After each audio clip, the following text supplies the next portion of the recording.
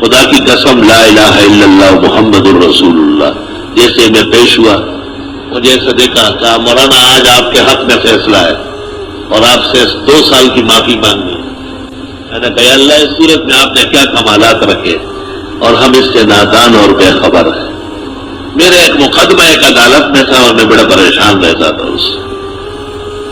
وہ جج مجھے دیکھتے ہی ہول فول بکتا تھا ہر روز جب بھی پیش ہوتا تھا۔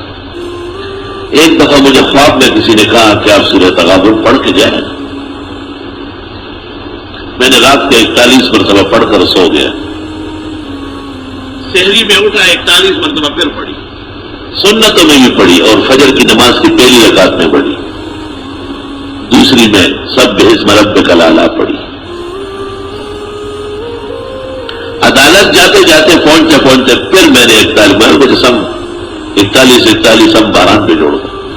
خدا کی قسم لا الہ الا اللہ محمد الرسول اللہ جیسے میں پیش ہوا مجھے ایسا دیکھا کہا مولانا آج آپ کے حق میں فیصلہ ہے اور آپ سے 2 سال کی معافی مانگنی ہے، اور یہاں تک کہ فیصلہ لکھا سب کچھ کیا ہو۔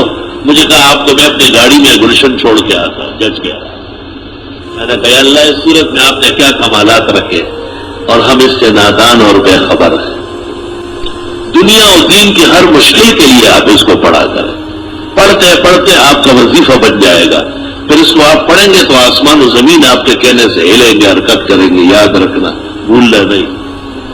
دنیا اور دین کی ہر مشکل کے لیے آپ اس کو پڑھا کریں، پڑھتے پڑھتے آپ کا وظیفہ بن جائے گا، پھر اس کو آپ پڑھیں گے تو آسمان و زمین آپ کے کہنے سے ہلیں گے، حرکت کریں گے، یاد رکھنا بھولنا نہیں۔